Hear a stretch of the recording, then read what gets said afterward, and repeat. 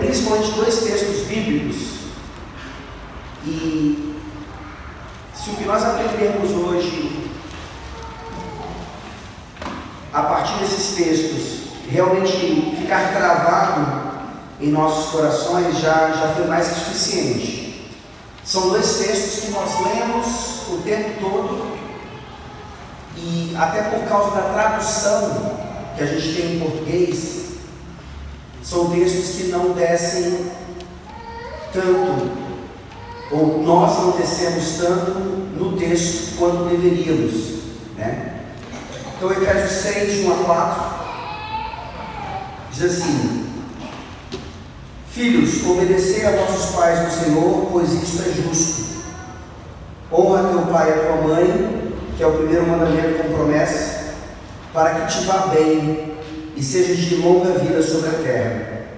E vós, pais, não provoqueis vossos filhos a ira, mas criai-os na disciplina e na admoestação do Senhor. Então, com certeza, esse texto aqui, principalmente, nem tanto o outro que eu vou ler já, vocês já leram diversas vezes, já tiveram estudos sobre ele. Eu vou mostrar para vocês hoje que certamente ainda ficou faltando quase que a totalidade do texto, e é exatamente por causa dessa palavrinha aí, paideia, que está aqui, obviamente não em português, mas no grego, e ela nos traz uma abrangência fantástica no seu uso aqui por Paulo, né? E aí eu pergunto para vocês, no versículo 4, quando você lê, criai-os na disciplina e na admoestação do Senhor, o que você entende de primeira, assim, com a palavra disciplina? Podem falar.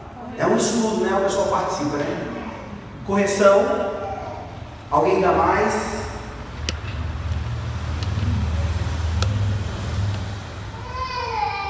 Por que a primeira, e eu concordo com você, essa é a primeira impressão mesmo. Por que a primeira impressão que a gente tem de disciplina é essa ideia de correção? E aí, amplia um pouco, é correção em que sentido? Bater, né? Correção física, né? A minha tradução, quando você fala doutrina do lugar da disciplina. Ótimo, está um pouco melhor. Está um pouco melhor. Qual é a sua versão? Fala doutrina e admoestação?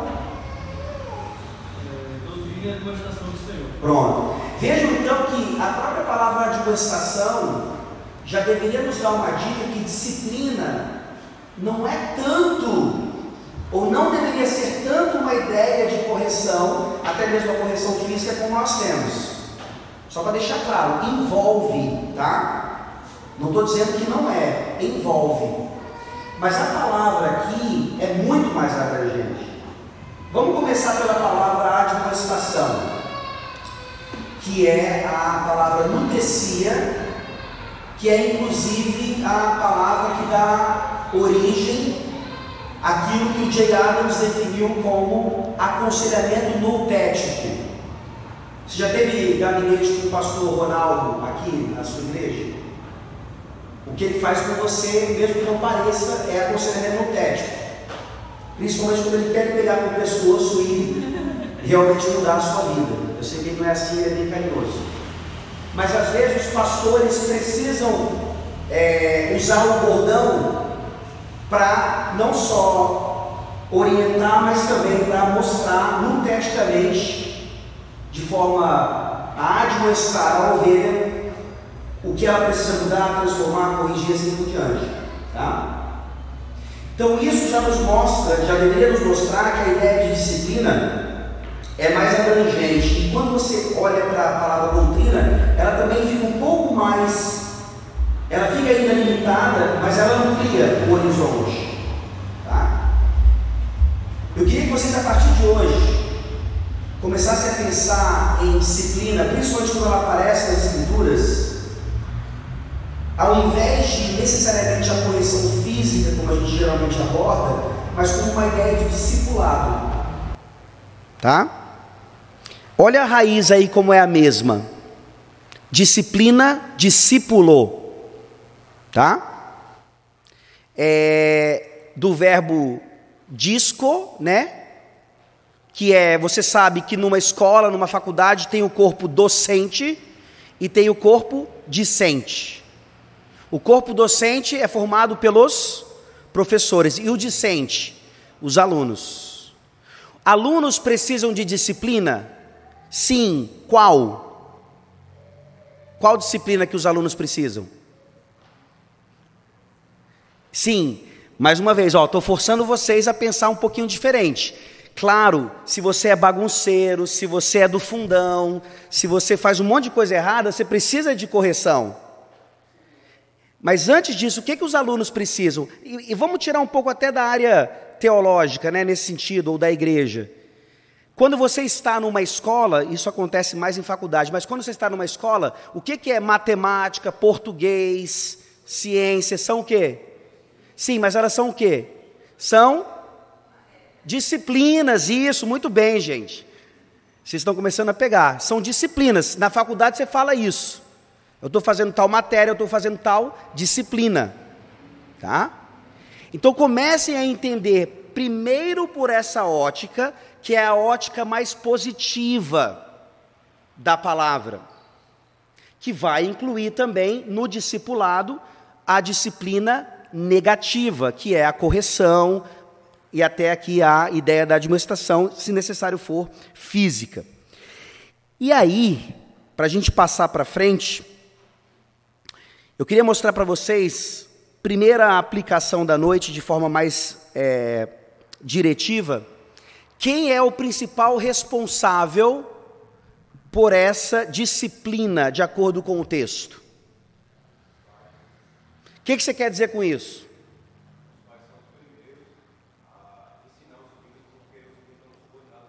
Pronto. Quem são os pais? Não, tudo bem. Você já tem filhos? Vai ter, né? Quando você tiver, então, você se inclua nessa, sem dúvida alguma. Graças a Deus por isso. Então, veja. Então, peraí. Então, você falou os pais são os responsáveis, mas depois você falou os professores. Quer tentar explicar?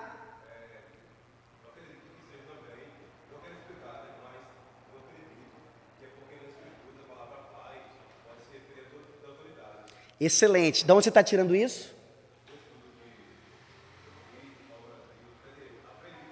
Seja mais restrito, do 5º mandamento, exatamente, que você aprendeu com Paulo Brasil. Nossos catecismos ensinam isso. Paulo Brasil é confessional, graças a Deus. Tá? Então, o que eu estou querendo mostrar é que sim, pais, professores, mestres, autoridades civis, a Bíblia trata, o nosso breve catecismo fala, né? O catecismo maior fala, né? Por que a Bíblia, o 5º mandamento fala de pais? Aí tem toda essa abordagem, certo? Mas eu vou perguntar novamente, a partir desse texto aqui, quem são os pais? Tudo isso está certo, mas não está tão certo. Igual disciplina como correção está certo, mas não está tão certo. Quem são os pais aqui, gente?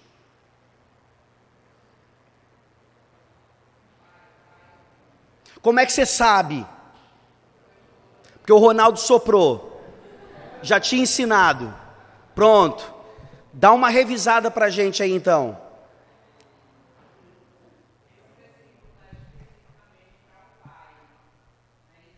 Exatamente. Então, olha só. No versículo 1, aí é o nosso problema do português. No versículo 1, você tem: filhos, obedecei a vossos pais no Senhor. Pais aqui, na verdade, deveria ser traduzido como seus progenitores. Tá? Depois vocês checam lá no grego, eu estou sem ele aqui. Filhos, obedecei a vossos progenitores. Seu papai e sua mamãe diretos, né? E isso pode ser de forma Algumas pessoas podem ser pai ou mãe, não de forma orgânica, né? Adoção e tantas outras questões, afinidade. Mas aqui literalmente Paulo está falando isso, os seus progenitores. Aí ele fala, cita o mandamento, honra teu pai e tua mãe. E aí no versículo 4, ele fala, e vós pais, homens, tá? Maridos, né? A parte masculina da família, tem então agora, já que Paulo está tratando em primeiro lugar de pais de forma genérica, enquanto pai e mãe, vejam a responsabilidade que os homens sacerdotes do lar agora têm, em que, primeiro, não provocar os filhos à ira, e segundo, criá-los na paideia e na nutecia do Senhor. Não é fantástico isso? Agora eu pergunto para vocês, até em igrejas reformadas como essa, o que infelizmente nós ainda vemos? Nós ainda vemos as mamães sobrecarregadas com aquilo que a gente chama de criação de filhos. Mas aí vocês dizem, peraí pastor, mas a gente aprendeu aqui que o pai, o marido, ele é o provedor, aprenderam certo? Ele é aquele mais ligado ou responsável para restaurar o mandato cultural, aprenderam certo? Ou seja, é aquele que vai mais passar tempo fora de casa, trabalhando, ganhando pão, caçando, enquanto a esposa está em casa, lavando roupa, fazendo comida e limpando meleca de menino. E quando tem um tempinho, vai lá e corrige fisicamente outras coisas, tá? Levando para a área da educação, que está agora em voga, né?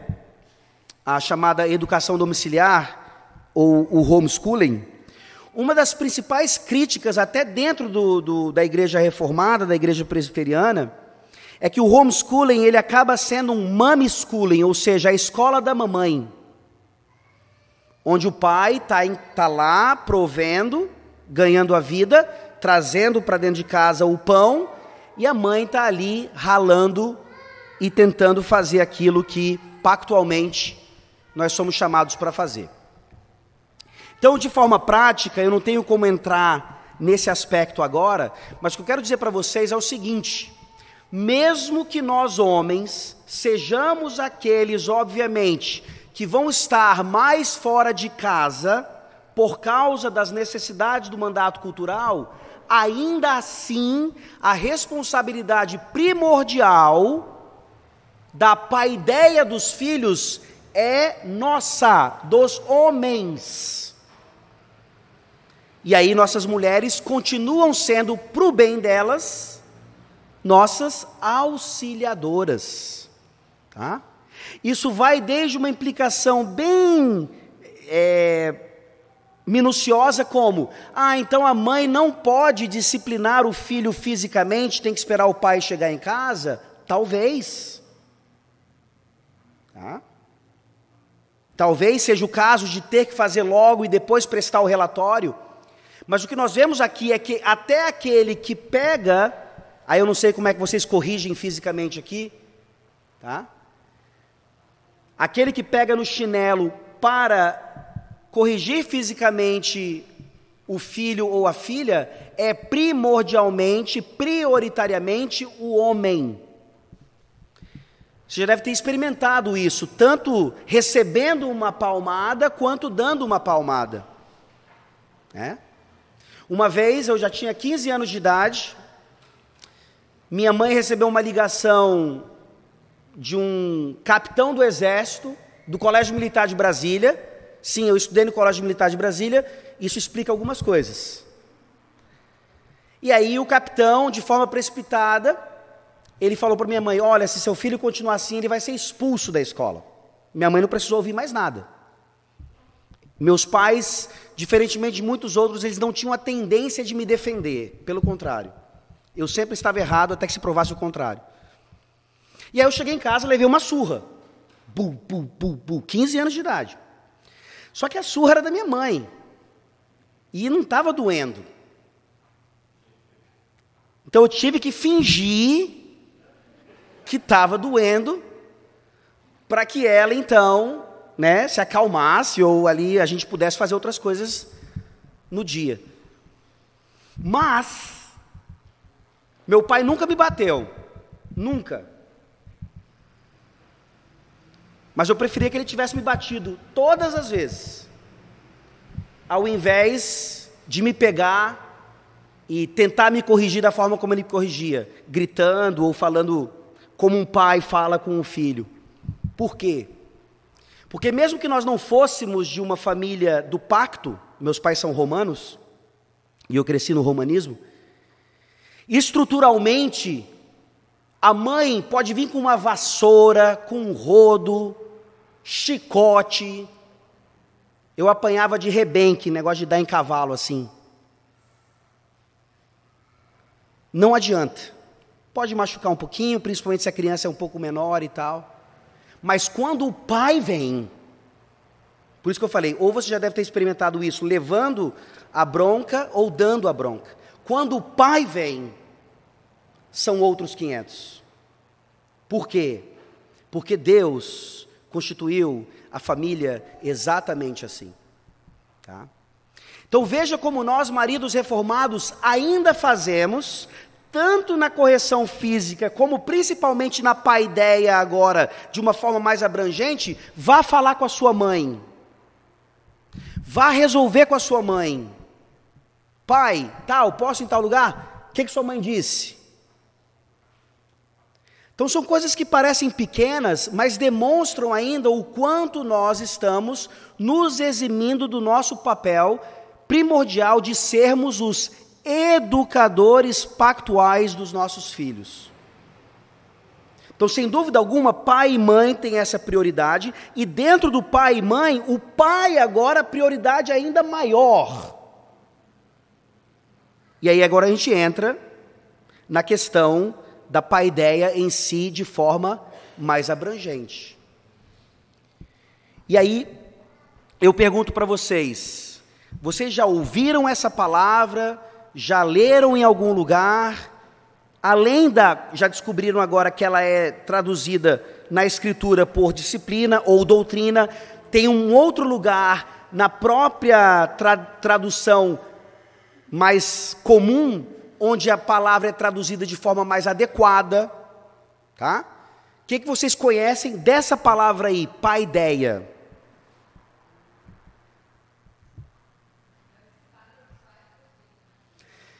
Isso.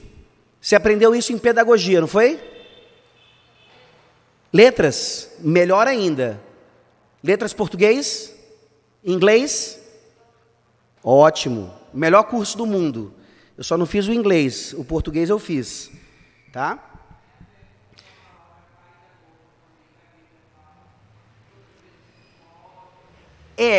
Aí, na verdade, é o seguinte, o paidagogos a variação da primeira palavra, que é uma junção aí, vem disso, mas já mostrando que o paidagogos é aquele que guia a criança. Exato. Então, e aí a ideia ali da palavra que vem da raiz já fugiu um pouco do que realmente paideia quer dizer, que é um pouco isso que a Rebeca falou. Então, transmissão, vamos colocar, de conhecimento ou de cultura de pai para filho. Ok. Um resumo ótimo isso aí. Mas vamos para a abrangência. E aqui a gente precisa resgatar a ideia de clássico. Por quê? Porque a palavra paideia, já viram, é grega, e muitas pessoas associam isso, até num curso de letras secular, a classicismo, tá?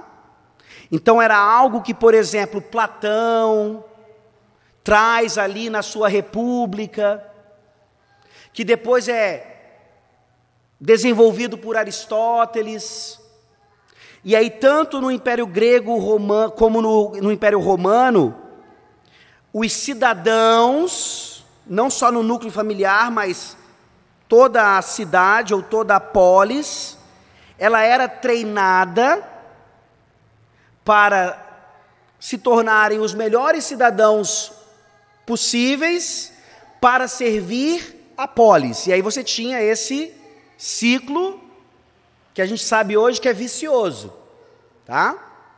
Platão, ele é um dos primeiros estadistas do mundo, da história da humanidade, onde ele vai mostrar que o Estado, ele treina seus cidadãos para que seus cidadãos sirvam ao Estado, e assim você fica nessa roda, que não é viva, mas é morta, porque ela é completamente contrária ao que as Escrituras ensinam, tá?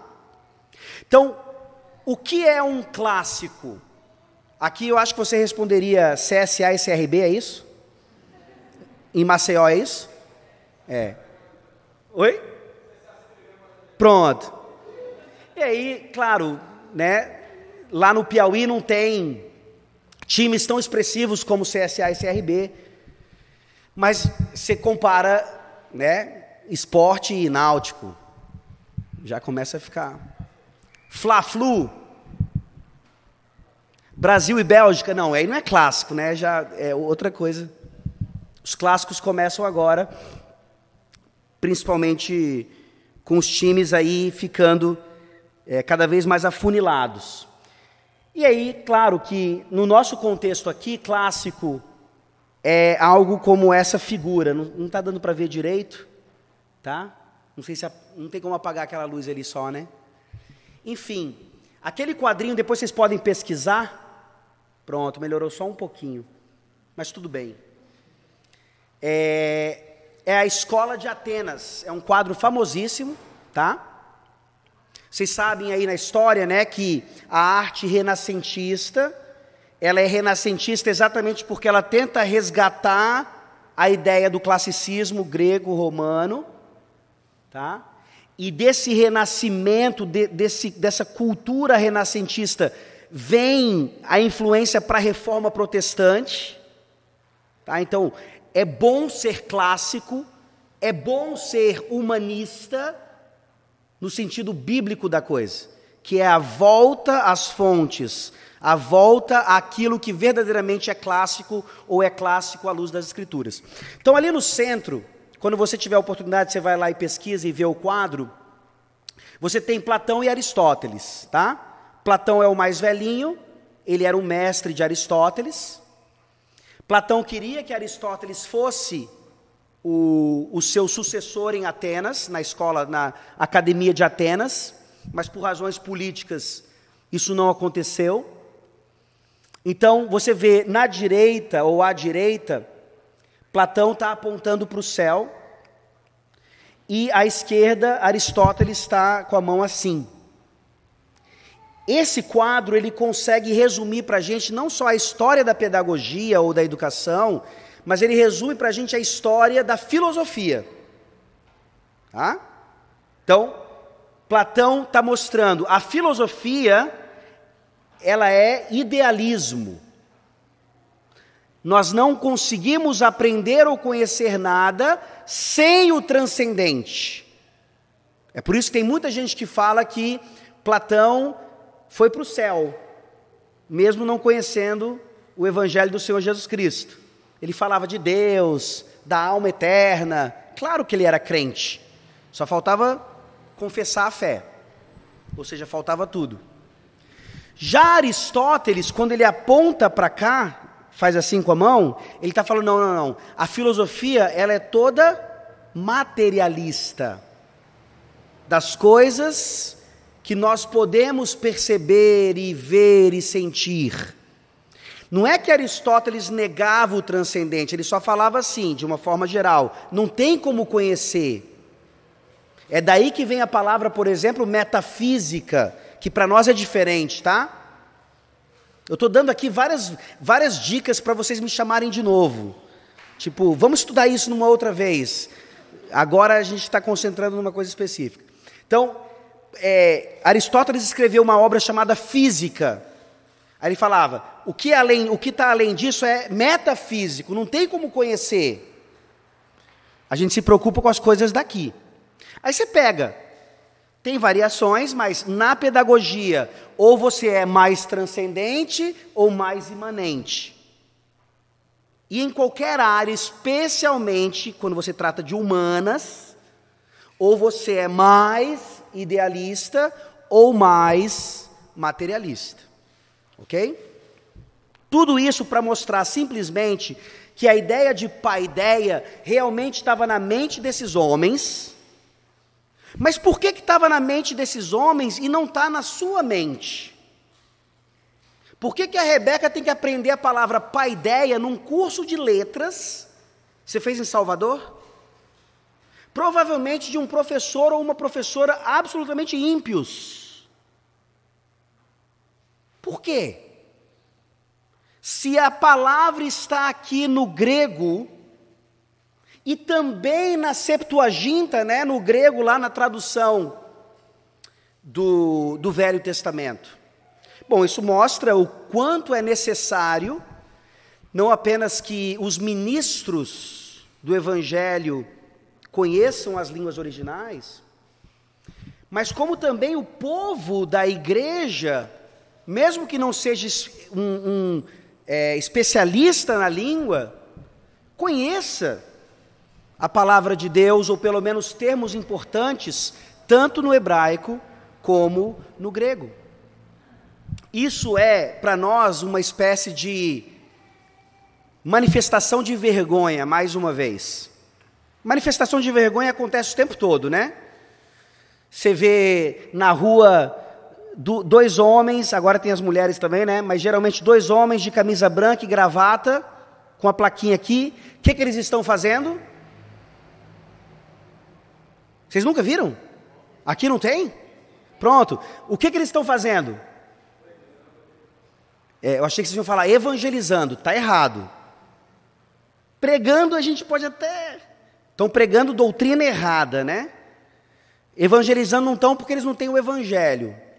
Mas eles estão fazendo aquilo que nós deveríamos fazer e não fazemos.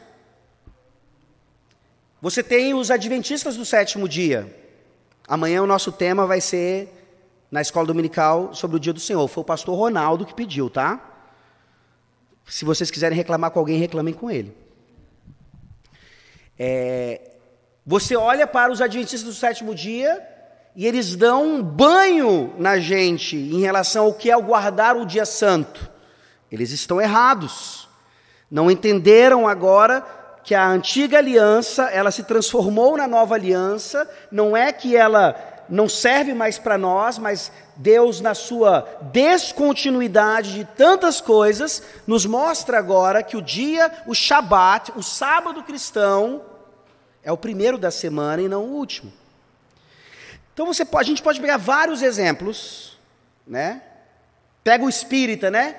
Como é que os espíritas nos envergonham? Isso, nas obras diaconais, né?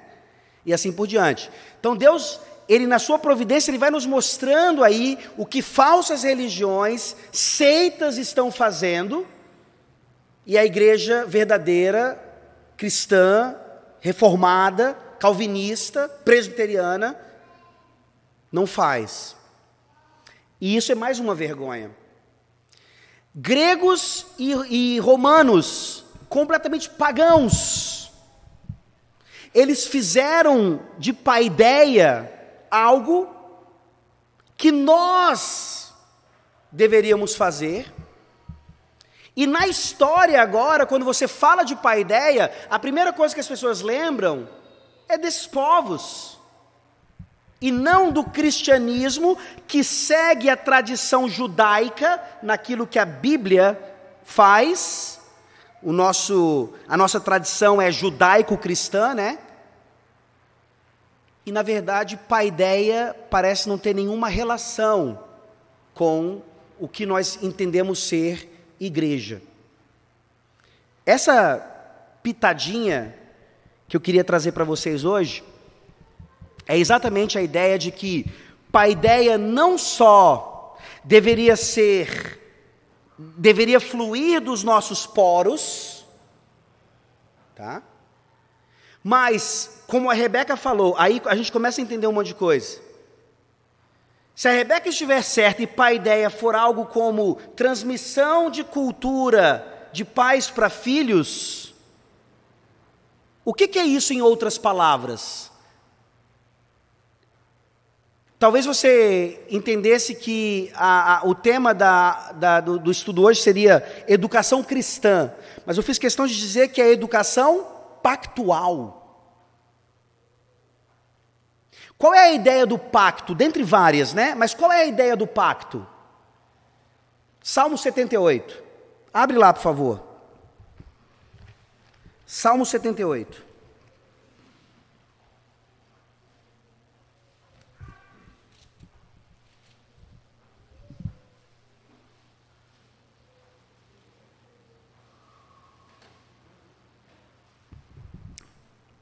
Salmo didático de Asaf.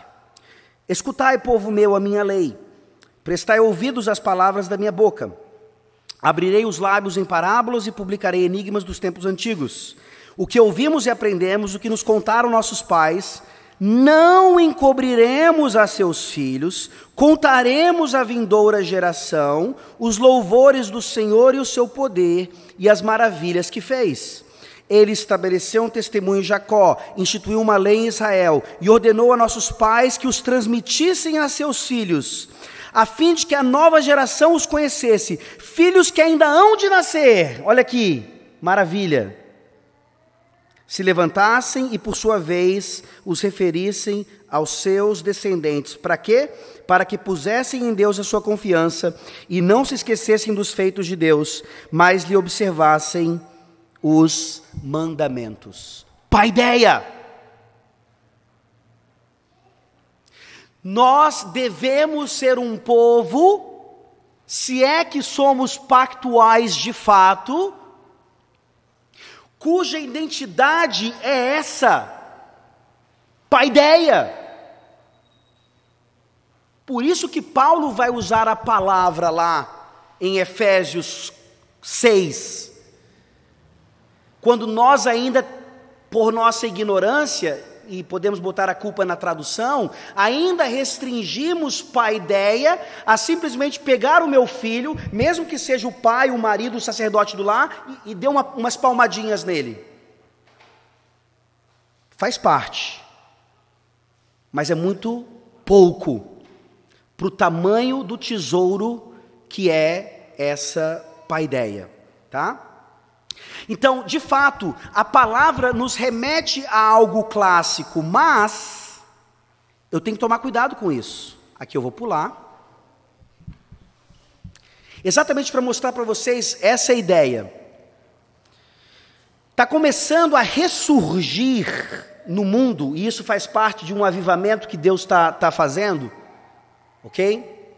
Nós estamos experimentando, fazemos parte da história, onde Deus está resgatando a igreja, e nessa restauração o conceito de paideia é fundamental, porque faz parte do pacto.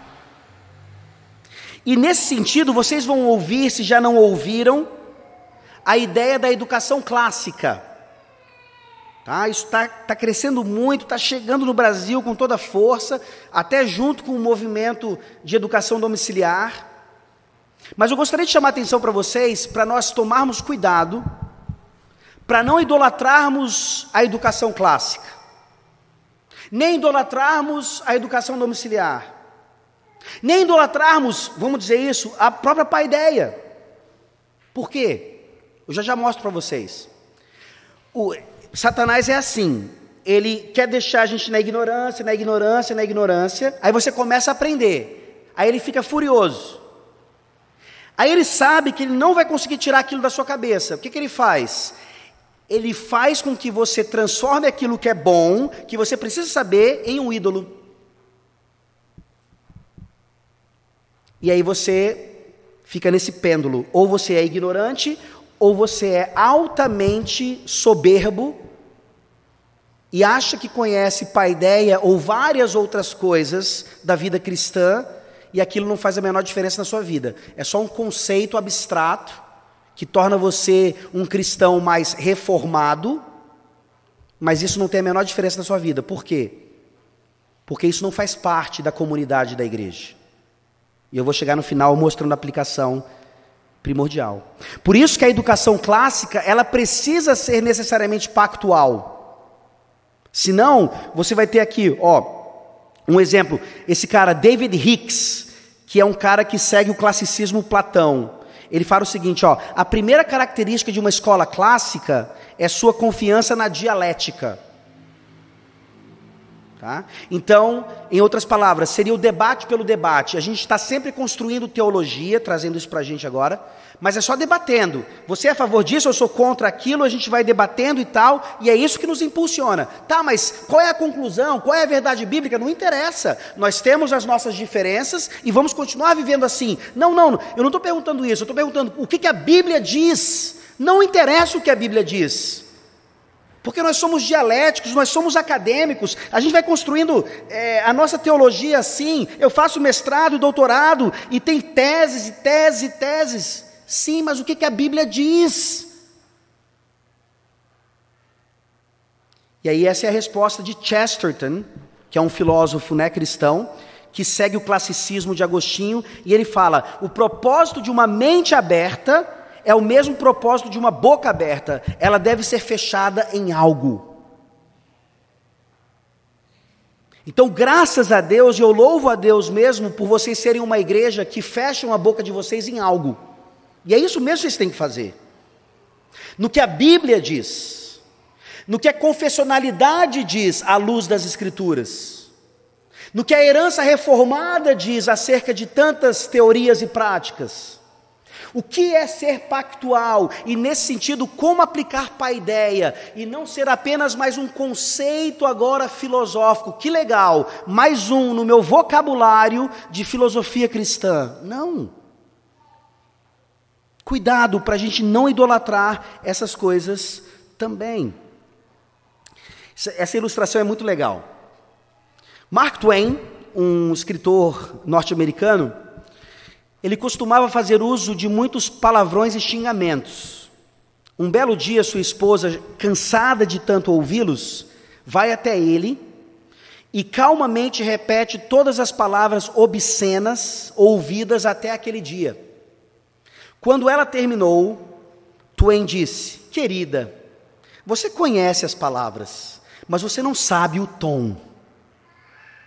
Aqui Twain está sendo irônico, sarcástico com a sua esposa. Não adianta você saber o palavrão, não adianta você saber o xingamento, você tem que saber dizê-lo. O xingamento ele só faz sentido quando ele manifesta de fato essa raiva, essa ira, esse ódio que flui do coração. Tá? Essa é uma ilustração para mostrar como nós cristãos, e eu sei aqui que vocês jovens, que têm essas conferências aqui, tem os inconformados, os jovens aí conhecendo cada vez mais, e é blog disso, e é blog daquilo, e eu escrevo, e pá, e pum. E nós cristãos já aprendemos muitas palavras, cosmovisão, paradigma, epistemologia, trivium, se você é mais dessa área clássica, mas de certa maneira nós ainda não aprendemos o tom.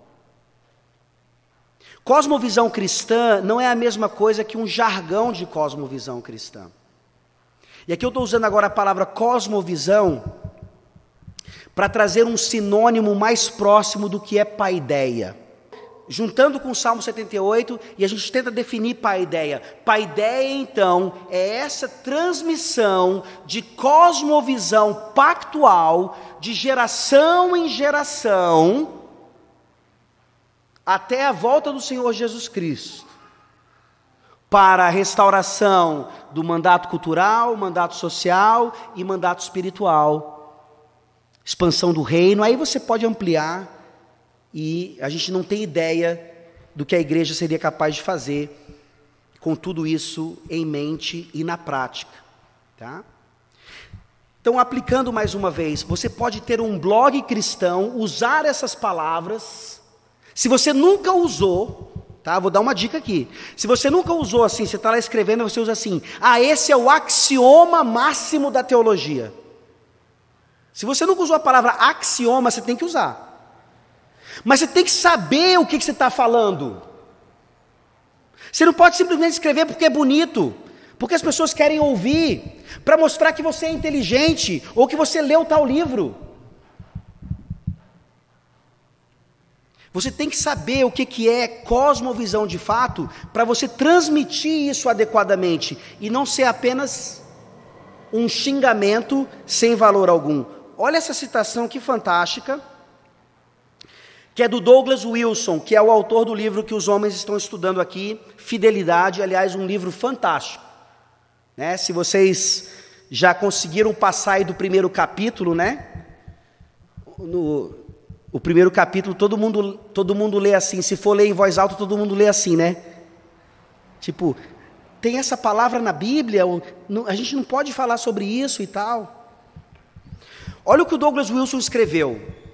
E só uma ressalva, talvez o pastor já tenha feito isso, eu vou só ressaltar. Douglas Wilson, nessa área de paideia e cosmovisão e pacto, ele é fantástico. Temos que tomar cuidado porque, infelizmente, como todo homem que tem o seu pé de barro, o pé de barro dele é muito sério, ele tem problemas gravíssimos na área de soteriologia, justificação pela fé somente, tá? Visão federal. Aí vocês não querem que eu venha, mas pode vir o Alain René falar sobre isso. Pedocomunhão, outras coisas mais, tá? Então, podem ler, fiquem tranquilos, e sempre filtrando aí as coisas necessárias por meio do seu pastor, que é o mestre de vocês aqui por excelência. Olha o que o Douglas Wilson escreveu, essa citação já dá a noite toda. Quando andamos em obediência ao Evangelho, adorando e vivendo como Deus requer de nós, ouvindo sua palavra, cantando os seus salmos, comendo a sua mesa, honrando nossos pais, amando nossas esposas, respeitando nossos maridos, ensinando nossos filhos, cortando a grama e também lendo e lecionando história, ciências, literatura, etc. Aí é que nós temos uma cosmovisão cristã. Em outras palavras, se você é um jovem aqui, eu estou pegando no pé mesmo, podem falar de mim, eu estou pegando no pé. Larga o seu blog e vai viver o cristianismo feijão com arroz. Eu não estou dizendo que o seu blog é errado, não. Eu estou dizendo que você gasta muito tempo achando que cristianismo é você ficar na internet discutindo com quem não é tão reformado como você, e você não é tão reformado na sua casa. Você não tem a menor ideia do que significa paideia, isso ficou evidente hoje aqui. Isso já deveria demonstrar o quanto nós precisamos voltar para essa simplicidade aqui do Evangelho, para só então, se Deus assim quiser, eu começar a demonstrar a minha fé, até mesmo na internet. E aí, o conceito de paideia resgatado, nós vemos que, a não ser que o culto a Deus, a não ser que o culto ao Deus vivo esteja no centro de nossas vidas e comunidades, e, portanto, no centro da educação de nossos filhos, então cosmovisão cristã na educação será apenas mais um experimento intelectual vazio. Então, eu posso voltar aqui, fazer uma série de palestras sobre educação pactual. Vamos fazer um congresso de educação cristã. Vai lotar aí qualquer auditório. Você fala, o pessoal fica encantado. Sim, e daí? Seu filho continua indo para uma escola, como nós veremos aqui, que não vai treiná-lo de acordo com a paideia de Deus. Por isso que no começo lá, eu os desafiei nesse sentido. Essa igreja é uma igreja que, quando ela aprende, e aquilo é bíblico, ela coloca em prática. Em outras palavras, não adianta você conhecer o que é paideia, o seu real significado, se isso não se transformar numa realidade. E aí, eu queria mostrar para vocês o outro texto, né? A gente trabalhou com Efésios 6, agora vai lá para 1 Coríntios capítulo 2.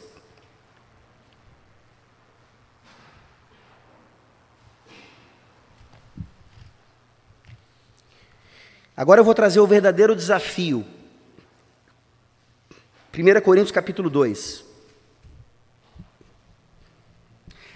Não interessa onde os seus filhos, eu acho que eu não posso dizer netos ainda aqui, pelo menos não nesse público.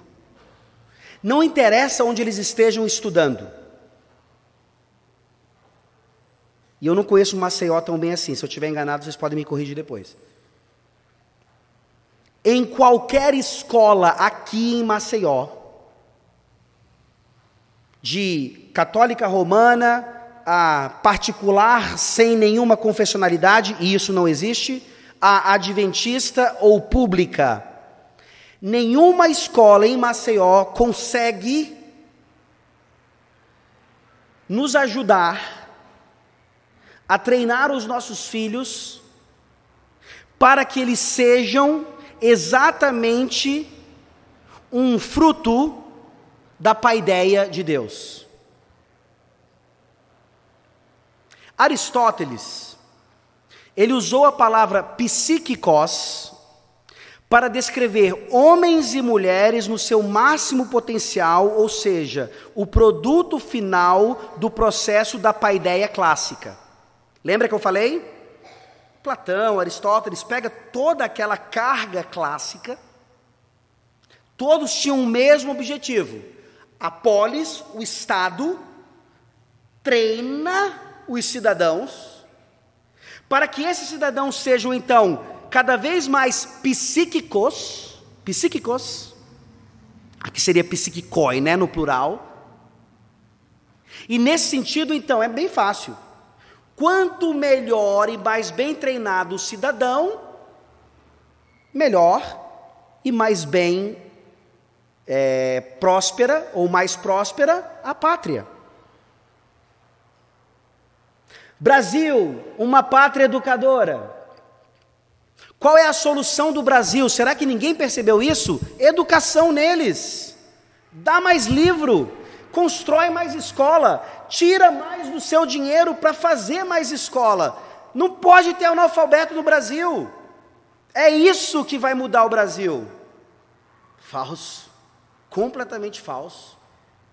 Em vários sentidos, falso, porque tudo isso vai continuar fazendo apenas e no máximo psiquicoi.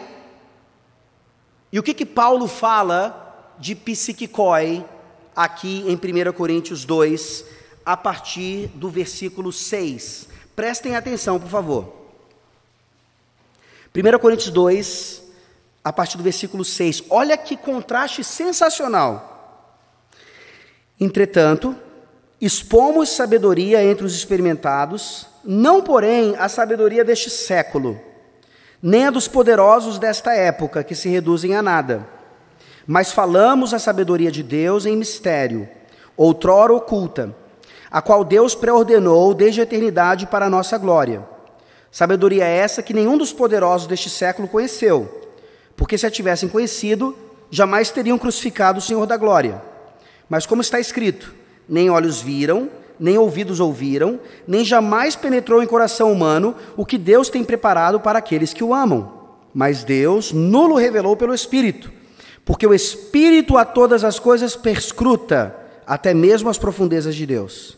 Porque qual dos homens sabe as coisas do homem, senão seu próprio Espírito que nele está? Assim também as coisas de Deus, ninguém as conhece, senão o Espírito de Deus. Ora, nós não temos recebido o Espírito do mundo, e sim o Espírito que vem de Deus, para que conheçamos o que por Deus nos foi dado gratuitamente.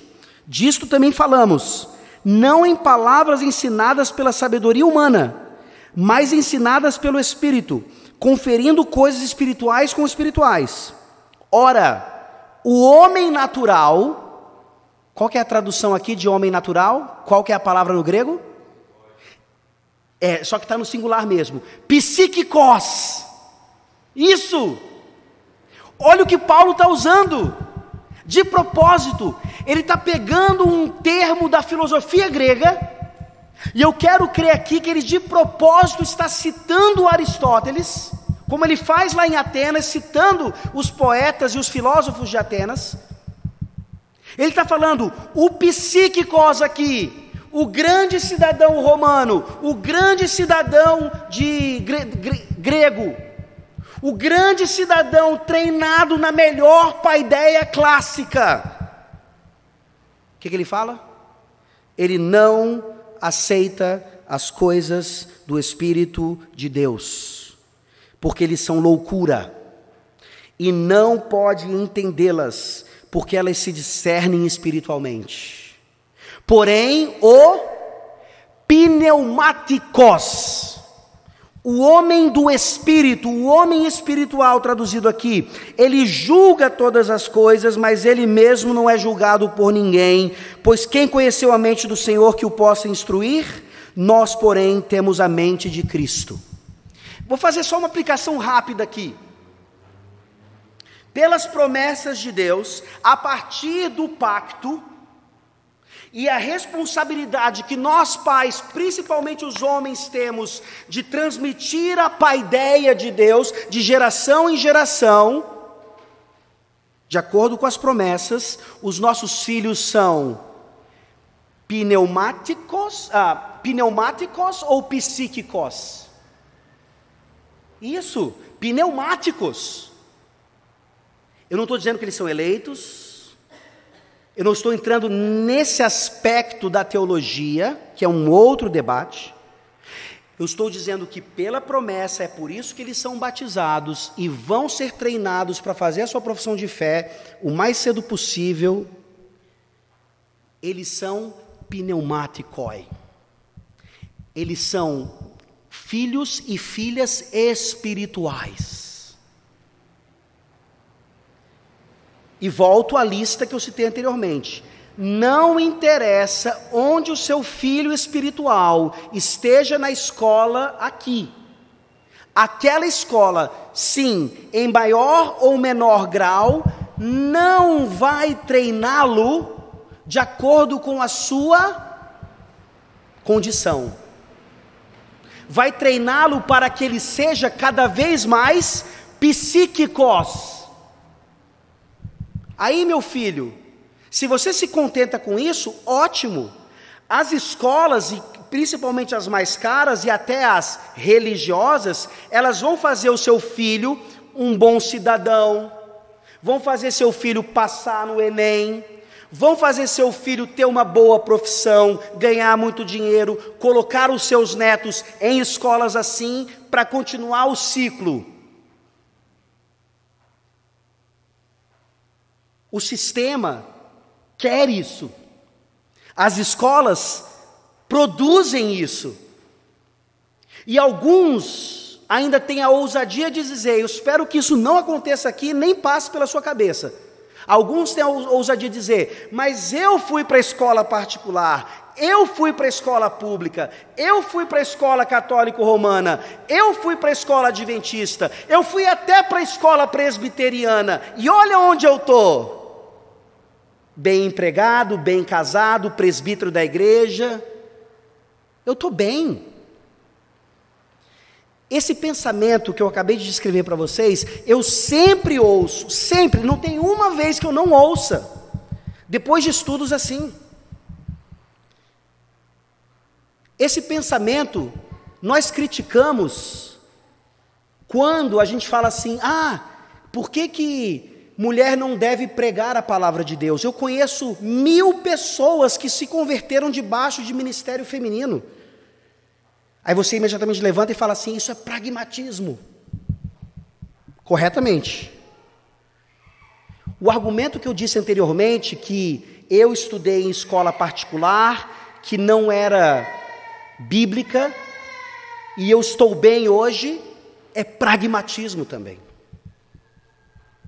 Ou seja, eu não estou dando para vocês aquilo que a Bíblia ensina que é melhor para os nossos filhos. O que eu estou mostrando para vocês é que se nós não treinamos os nossos filhos na paideia de Deus e na nutecia de Deus, nós estamos pecando. É pecado, não é opção. Não é melhor assim do que daquele jeito. Aí é claro.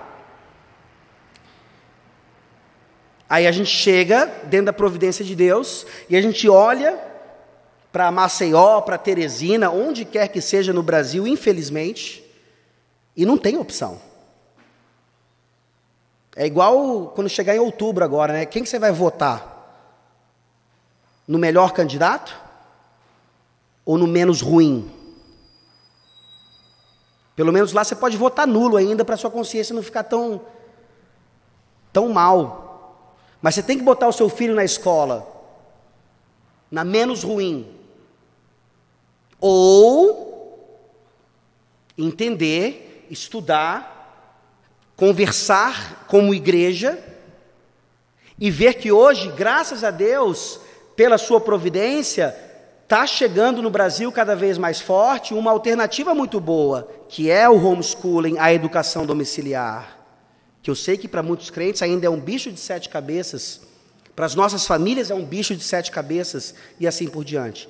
E aí é claro que numa igreja como essa, com todas as suas dificuldades, a possibilidade de começar uma escola, arregaçar as mangas e colocar isso aqui em prática, pela graça de Deus. Ah, pastor, mas como é que os nossos filhos vão passar no Enem, estudando na escola lá da Castelo Forte? Seus filhos não precisam passar no Enem, esse não é o objetivo principal. Seus filhos precisam ser pneumaticoi. E um pneumaticoi, por conta própria até, quando ele atinge uma idade ali que, se a gente seguir o planejamento de Deus adequadamente, ele vai passar em qualquer Enem do mundo. Ele vai ser o quê? Ele vai ser, sabe o quê? Seu filho, como um pneumáticos, ele vai ser presidente da República. Se houver um partido adequado e os crentes votarem nele, né?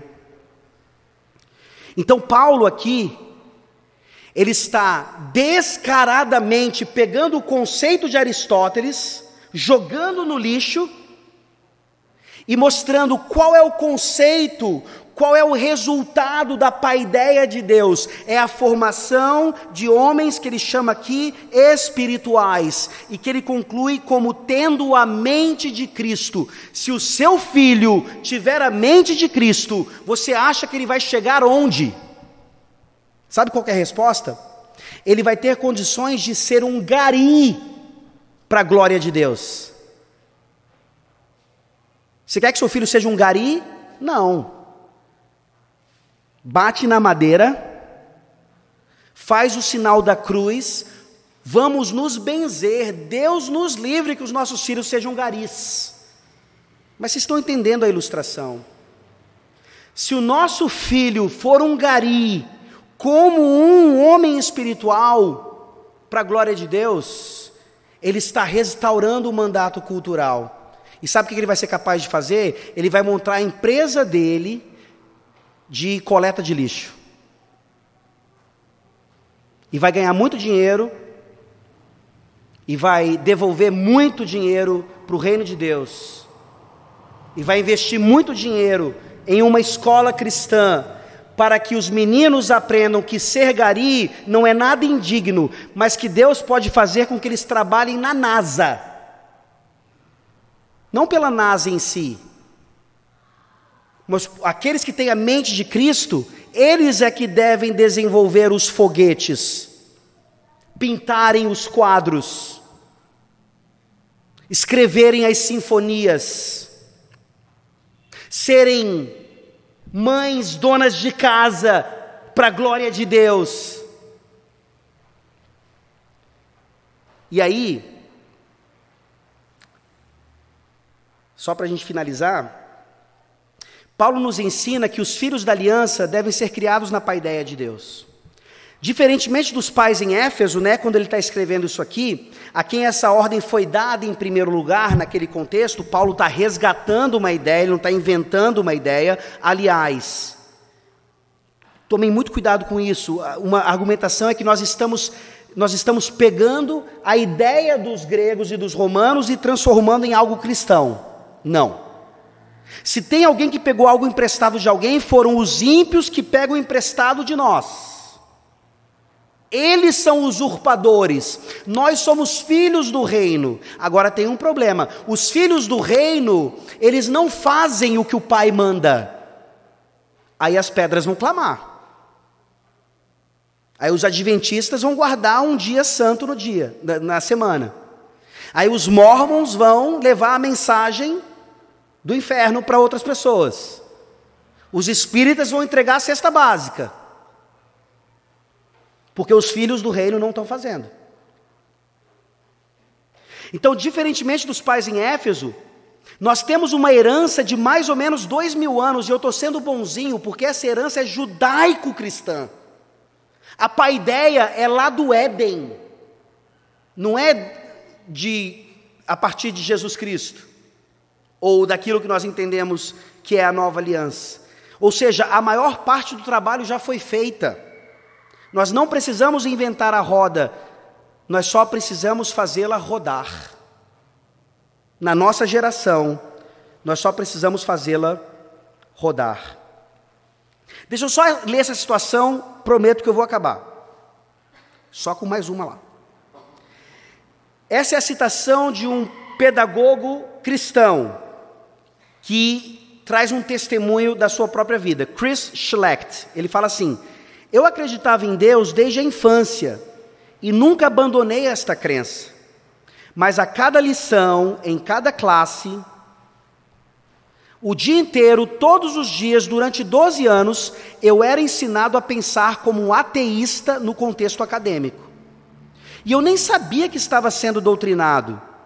Os resultados de tal exposição a um pensamento não bíblico e neutro em relação a Deus, na minha própria mente, não deveriam ter sido tão surpreendentes. Jesus ensinou: o discípulo não está acima do seu mestre. Todo aquele, porém, que for bem instruído será como seu mestre. Tendo sido treinado por 12 anos em escolas governamentais, onde, como questão de princípio, Cristo não é exaltado como Senhor de todas as coisas, eu naturalmente não tinha uma ideia correta do senhorio de Cristo. Para mim, Cristo tinha se tornado relevante apenas em relação a conceitos bem estreitos de moralidade e culto, as coisas da igreja. E mesmo assim eu pensava que era um bom cristão. Eu não era. Eu era um aluno que havia sido perfeitamente treinado para se tornar como seu mestre. Não adianta você pensar que o que você faz em casa é suficiente para pelo menos batalhar com a paideia que os nossos filhos vão aprendendo na escola e a paideia que eles devem aprender a partir de Deus. Até a matemática vai mostrar isso. É só a gente fazer a proporção de tempo que os nossos filhos estão debaixo de paideia secular e de paideia pactual. Tá? Só isso já seria suficiente para mostrar o quanto nós estamos perdendo. E aí, mais uma vez, eu insisto. Tá? É claro que essa é uma primeira palestra, um primeiro estudo, tem muita coisa a ser amadurecida. Eu gostaria que vocês pelo menos pensassem e orassem um pouquinho mais a respeito, tanto do movimento de educação domiciliar, como na possibilidade, pela graça de Deus, e sempre é pela graça, de o início de um projeto, de uma escola aqui em Maceió. Tá? E aí eu volto para a ilustração do Mark Twain. Ele falou aquilo da esposa dele, que ela sabia os xingamentos, mas não sabia como dizê-los. E esse mesmo Mark Twain, ele falou o seguinte: em primeiro lugar, Deus fez os idiotas. isso foi só um treino. Então ele criou os conselhos deliberativos das escolas. Mark Twain, ele era um rebelde por excelência e ele tinha muito ódio àquilo que nós chamamos de escola, sistema educacional e assim por diante, tá? Mas o interessante é que o Mark Twain, ele se libertou da escola aos 11 anos de idade. Ou seja, ele foi educado no lar, né? Nos Estados Unidos nós sabemos que a educação domiciliar, ela é natural da cultura também, até ímpios fazem, por vários motivos, né? Não é algo meramente cristão. Ele se libertou da escola então com 11 anos de idade, mas não da educação, segundo ele. Ele leu os livros que ele, né, seus pais primeiro, depois ele achava que eram mais importantes, assim por diante. Mas o problema aqui é que ele nunca se libertou de si mesmo. Então vejam que a solução não é a educação domiciliar. A solução não é se livrar do sistema em si. A solução não é você ler os livros clássicos ou buscar um classicismo elitista. A solução sempre foi, sempre é e sempre continuará sendo o Evangelho. E a paideia de Deus, ela nos aponta exatamente para essa realidade pactual, onde o Filho de Deus, que nos dá a sua mente por meio da renovação da nossa mente e, claro, transformação do coração, ele, tomando a forma de servo, tomando natureza humana, ele foi o quê? Desde bebezinho, podemos voltar até o ventre de sua mãe. Ele foi treinado na paideia de Deus, com todos os defeitos de José e Maria, e ele, obviamente, até de uma forma mais sublime, cuidado pelo Espírito Santo, foi crescendo em graça e sabedoria na paideia do Senhor, diante de Deus e dos homens, até se tornar o grande rei de Israel, que desbancou Pilatos e César e se sentou no seu trono. Não. O grande pneumáticos, o Senhor Jesus Cristo, o homem espiritual por excelência, ele vence o mundo e toda a paideia do demônio, morrendo na cruz do Calvário e ressuscitando ao terceiro dia. Isso é loucura. É o que Paulo chama de loucura da pregação, no mesmo contexto em que ele está destruindo Aristóteles e toda a sabedoria humana.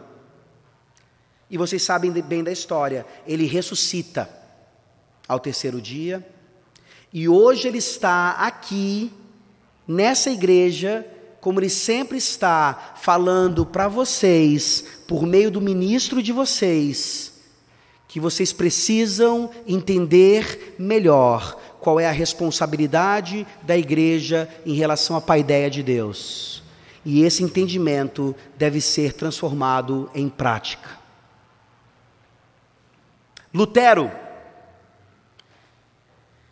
na época da Reforma, sem internet, sem tablet, sem tantas coisas que nós temos hoje, ele disse o seguinte: as pessoas temem os turcos, guerras e enchentes, pois nessas coisas elas podem ver o que é prejudicial ou benéfico, mas o que o demônio tem em mente ninguém vê ou teme.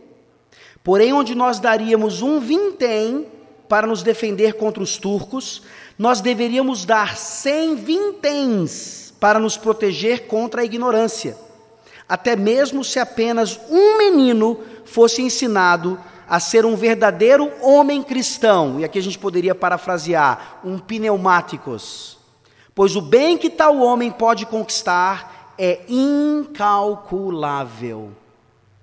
É nessa hora, né, depois de uma citação como essa, onde nós passamos a sacolinha, e vocês tiram do pouco que vocês têm, para investir numa escola assim, para dizer, está aqui o meu 100 vinténs, ou o meu centavo, para nós começarmos um trabalho que vai ajudar os pais da igreja a realizarem a paideia de Deus.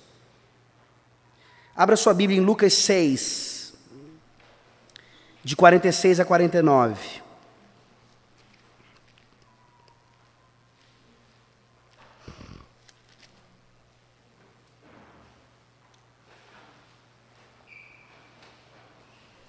Esse texto você sabe de cor também, mas é mais um daqueles que a gente sabe e não pratica. Lucas 6, 46 a 49. Por que me chamais Senhor, Senhor, e não fazeis o que vos mando? Todo aquele que vem a mim e ouve as minhas palavras e as pratica, eu vos mostrarei a quem é semelhante. É semelhante a um homem que, edificando uma casa, cavou, abriu profunda vala e lançou o alicerce sobre a rocha. E vindo a enchente, arrojou-se o rio contra aquela casa e não a pôde abalar, por ter sido bem construída. Mas o que ouve e não pratica é semelhante a um homem que edificou uma casa sobre a terra sem alicerces. E arrojando-se o rio contra ela, logo desabou. E aconteceu que foi grande a ruína daquela casa. Que Deus ajude a igreja de Castelo Forte a construir a sua transmissão de paideia sobre a rocha, para que os nossos lares deixem de estar sobre a areia em tantas áreas, principalmente na área da educação. Vamos orar mais uma vez, depois a gente pode abrir para perguntas. Oremos. Senhor nosso Deus, obrigado pela Tua palavra, obrigado porque ela não está calada nesse assunto. Muito pelo contrário, ela fala claramente aos nossos corações, nos desafiando, nos trazendo a responsabilidade, principalmente a nós homens, de sermos cuidadosos em entender e praticar aquilo que é a paideia de Deus. Abençoa essa igreja, continua transformando-a, continua levantando jovens que não apenas entendem os jargões, mas os colocam em prática também. Em nome de Jesus, amém. Ronaldo.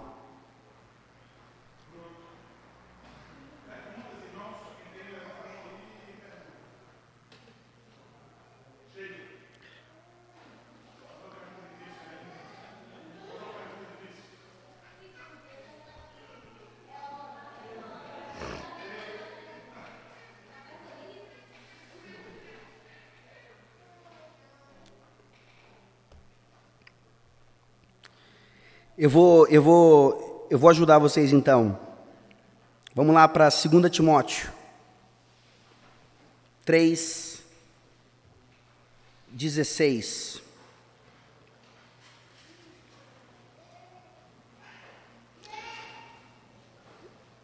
Nesse versículo, onde está a palavra paideia?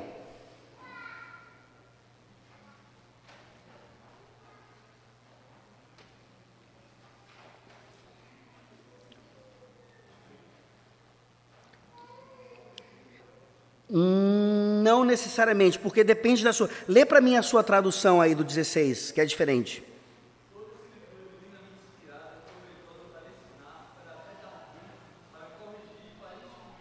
Pronto. É isso mesmo. É porque eu achei que instruir poderia estar ligado ao ensino ali atrás. Na clássica é educação, tá? Instrução, exatamente isso. Paideia. Olha aqui, gente. Eu creio que no contexto de Efésios 6, a palavra tinha que ser traduzida ainda mais dessa forma aqui. Diga.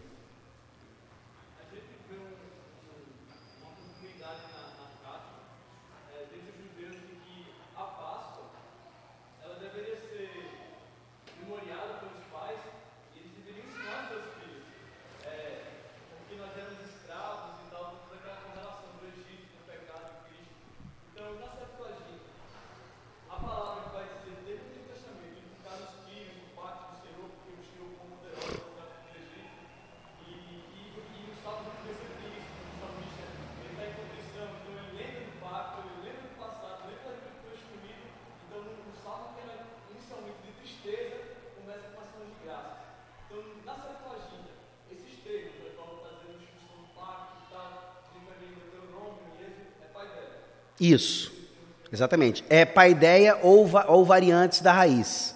Claro que, por exemplo, inculcar vai ser um outro verbo, que aí é o método pelo qual você aplica a paideia, tá? Mas esses verbos mais gerais, instrução e tal, transmissão, doutrina, isso tudo vai ser paideia ou alguma variante, tá?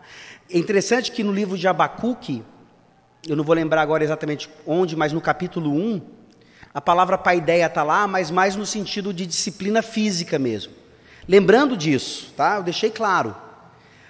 E se tem uma coisa que eu gostaria que vocês saíssem daqui, é exatamente isso. Da próxima vez que você ouvir a palavra disciplina, pense mais positivamente do que negativamente. Então, o treinar alguém em alguma disciplina envolve também até mesmo a correção física. Mas a gente é tão restrito, né? Obtuso, que para nós disciplina é só isso aqui. Enquanto a principal missão nossa enquanto igreja pactual é trabalhar esse discipulado aqui. E discipulado não é ler um livro teológico e discuti-lo. É uma parte do discipulado. Discipulado é ensinar matemática pelas escrituras, química pelas escrituras, fazer um curso de letras pelas escrituras. Sabe qual é o sonho, gente? É você ter uma universidade pactual. Isso não é utopia. O MEC pode fazer o escarcéu que ele quiser. Se Deus abençoar e a igreja fizer a sua parte, a gente chega lá. Tá? Mas alguém tem que começar. Alguém tem que dar 100 vinténs. Alguém tem que sacrificar. Uma geração tem que ralar para que...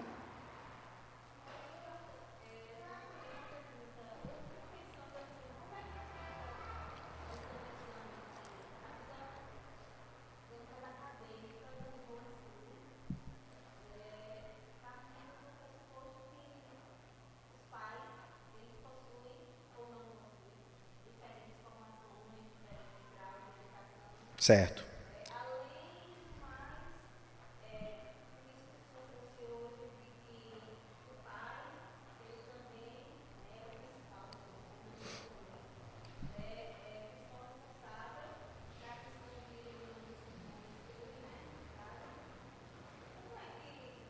Pronto.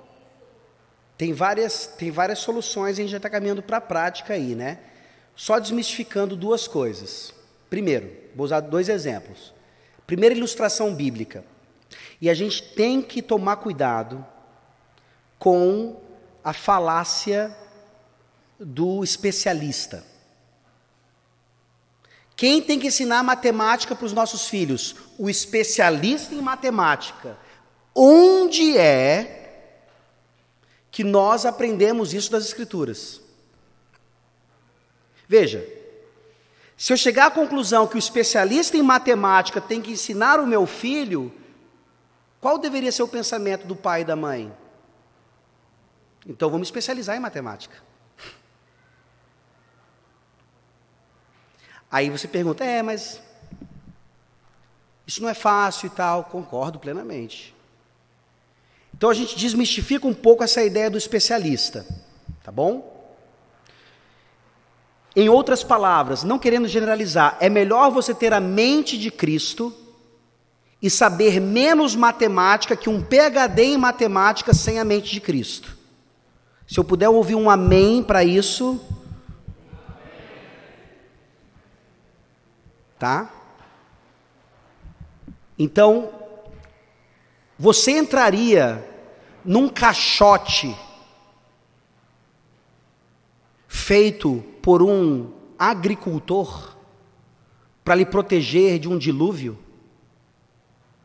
Você entraria num caixote feito por um agricultor para lhe proteger de um dilúvio?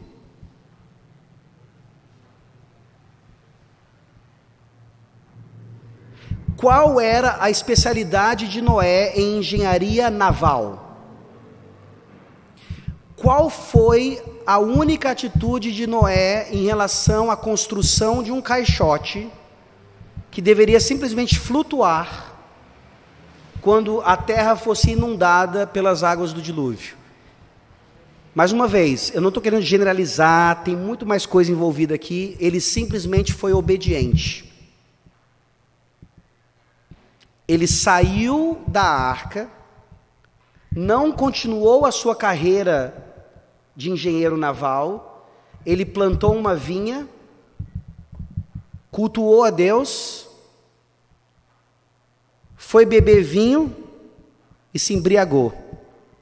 Provavelmente porque agora, depois do dilúvio, a pressão atmosférica fez a fermentação da uva de forma diferente, enfim, aí já são outras questões.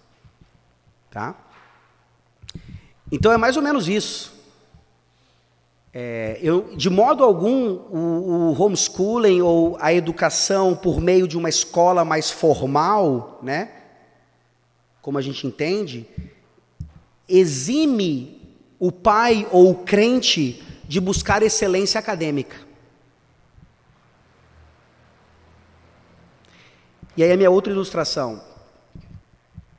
Uma membro de uma igreja, né, ela era PhD em alguma área bem específica aí, de alguma ciência, e ela teve filhos, e os pais, né, o marido e ela foram convencidos de que ela deveria então investir na vida de seus filhos por meio da educação domiciliar. Isso foi uma loucura. Crentes, família do pacto, os primeiros que reagiram contra isso foram os próprios pais dela. Minha filha, você é louca? Quanto dinheiro a gente investiu em você? Você é uma PhD hoje e tal, você vai largar tudo para fazer isso? A própria igreja, você é louca? PhD, você está influenciando mentes lá fora e tal, você é louca. Aí ela falou assim, vocês não estão entendendo. Os meus filhos vão ter uma professora que é PhD. Vocês não estão entendendo. Os meus filhos vão ter uma professora que é PhD. Que talvez tenha que fazer o que eu ouvi um homem falando, lá nos Estados Unidos isso é mais comum, tá? Quando o Douglas Wilson, junto com outros pais, outras famílias, eles começaram uma escola por obediência, eram, na ilustração, todos agricultores, não tinham a menor ideia de como se começava uma escola, como se fazia uma caderneta, como se gestão pedagógica, mas eles falaram, nós somos convencidos pelas Escrituras, vamos dar as mãos e começar. Quem tem que dar aula de inglês, né, que seria o português para a terceira série? Pelas Escrituras, é primordial ou melhor que seja um homem.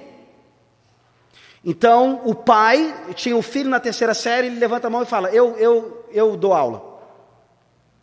Tá, então ele vai largar o emprego, obviamente a escola então vai pagar agora a ele como professor da terceira série, aí ele abre a gramática do inglês e ele olha e lê lá, sujeito, verbo, objeto. Ele fala, eu não sei o que é um sujeito, eu não sei o que é um verbo, eu não sei o que é um objeto. Eu estou falando sério, os americanos não sabem o que é isso. Se você sabe um pouquinho mais de inglês hoje aqui no Brasil, você sabe mais gramática que os americanos. Eu tenho que ensinar meu filho na terceira série o que é um sujeito, um verbo e um objeto. Eu não tenho a menor ideia do que é isso. Eu vou contratar alguém? Eu posso. Mas eu também posso abrir a gramática e estudar. E aprender. E ensinar isso para o meu filho. E 20 anos depois, o que esse homem é? Um dos maiores especialistas em educação nos Estados Unidos com a mente de Cristo. Se você quer o especialista, está aí o seu especialista. Que começou há 20 anos atrás, sem saber o que era sujeito, verbo e objeto, mas por amor ao seu filho, e principalmente amor a Deus e obediência a Ele, ele se sentou numa cadeira e estudou gramática de terceira série para ensinar para os seus filhos. Nós não temos ideia do que Deus faz conosco, que temos a mente de Cristo. Mas quem de nós quer estudar matemática? Quem de nós quer estudar gramática? Quem de nós quer estudar história, geografia? É quase do mesmo nível do gari. Quase.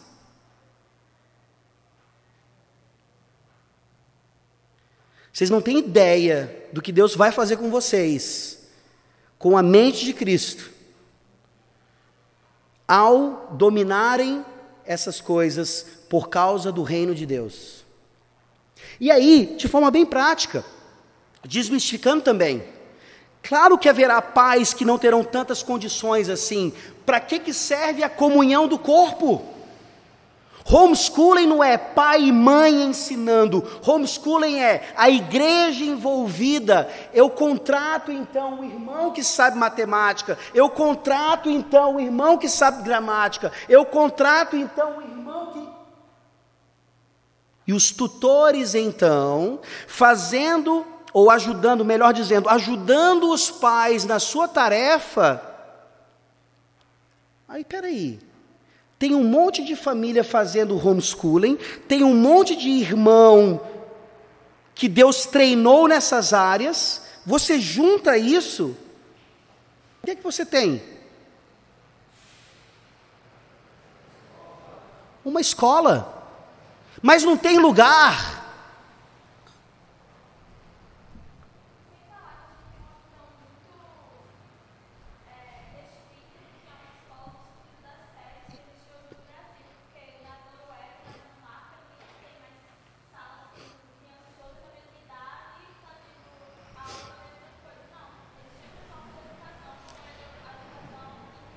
Pronto, aí me ajuda agora. A Noruega é um país cristão? Como é que eles estão fazendo isso? É só você pegar as dicas que eu dei. É um espírita dando cesta básica para nossa vergonha. Eles têm a imagem de Deus, por alguma razão. Eles estão fazendo isso, não para a glória de Deus, é claro, mas usurpando aquilo que é do povo de Deus, e nós ainda estamos, primeira série, segunda série, terceira série, quarta série, ensino médio, Enem, Aí tudo bem, de forma prática, forma bem prática. Mas e o MEC e tal? Nós moramos num país de Satanás. Peraí, mas não é o Senhor que governa? É o Senhor que governa. Só que Ele está tão irado com a gente, que Ele solta a coleira de Satanás um pouquinho mais aqui no Brasil. Parece. Tá? Então é isso que eu estou falando. Uma geração no Brasil vai ter que ralar e ralar bastante. E por incrível que pareça, a lei de diretrizes e bases, se nós formos atrás, lá nos detalhes, por mais que o MEC se revolte, se levante, eles mesmos, pela graça de Deus, nos dão a oportunidade, não só de termos escolas confessionais, até como aquilo que se chama de educação alternativa, onde uma metodologia como essa entraria, a metodologia clássica. Mas eu preciso sentar, abrir o documento que se chama Lei de Diretrizes e Bases, clamar ao Senhor, Deus, nos mostra aqui onde nós conseguimos entrar. E se vivêssemos na Venezuela, que aí está mais ainda, né, a coleira, orar para que Deus então transforme a Constituição, o que for necessário para que o Evangelho vá prosperar ali, na igreja, nas escolas, nas famílias, e assim por diante, tá? Então, se uma sementinha plantada, tá, começa a florescer, exatamente mostrando, como eu falei aqui, não é nada novo. Isso faz parte da nossa herança. Você pode pesquisar o século das missões, né, que foi o século, inclusive, quando Simonton chegou no Brasil.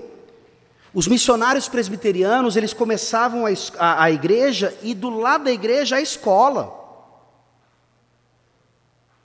Onde é que nós fomos parar? Onde é que isso foi interrompido?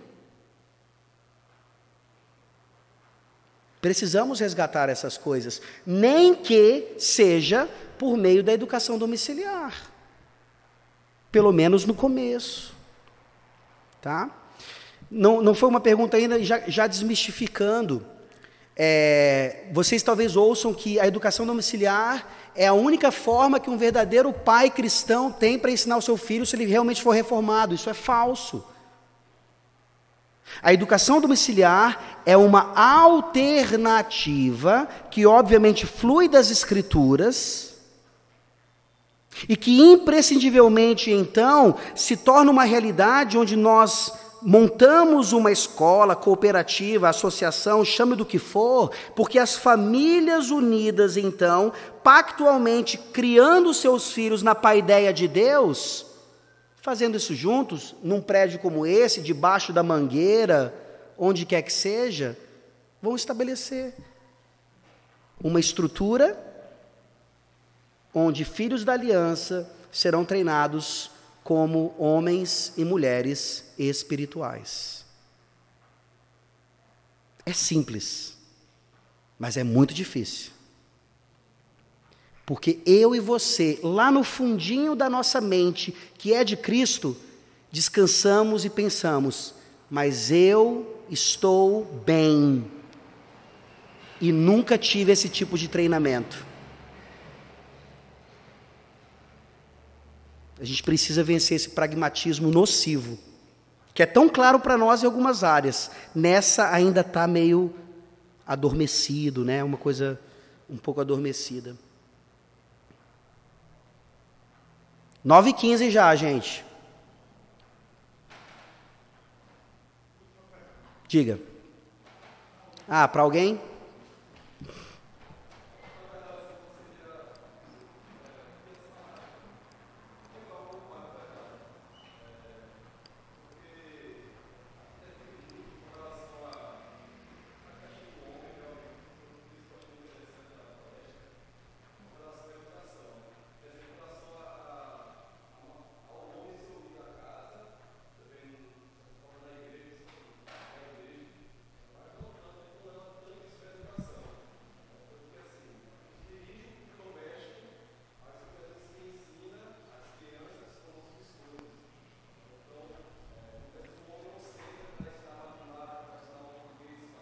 Fazer uma tarefa.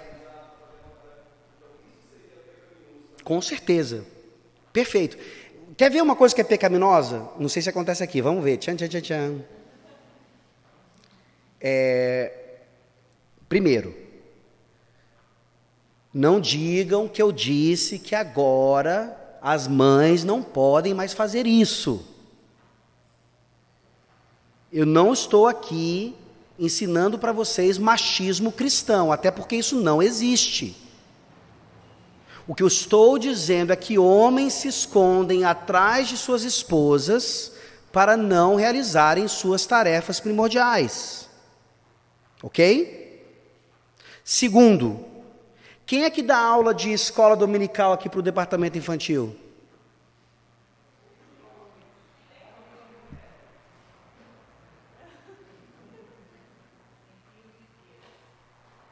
Excelente.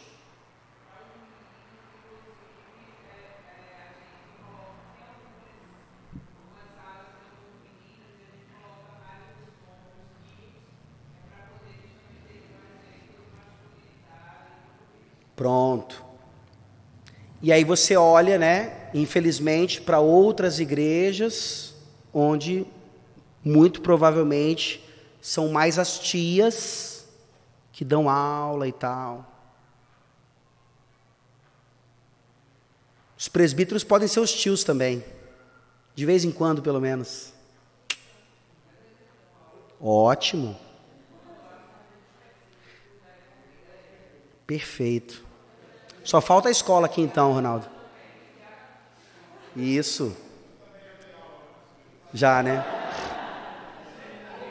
Presbítero docente. Que bom. Muito bom. Mais alguma coisa? Podemos finalizar? Diga.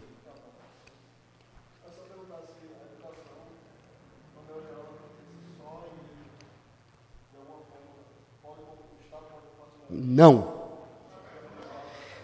Se a educação pertence só à igreja, o Estado pode participar disso. Não. O Estado, a função do Estado à luz das Escrituras, não chega nem perto de tratar de coisas como a educação, saúde, a sua aposentadoria. Ok? Você está vendo a coleira? É isso. Quanto mais o Estado, volta lá para o conceito, o cidadão treinado pelo Estado para servir o Estado, para ser escravo do Estado. Isso é satânico, é diabólico. Não é marxista, comunista, esquerda. É satânico. Se essas coisas mais vermelhas fazem isso, não é mera coincidência.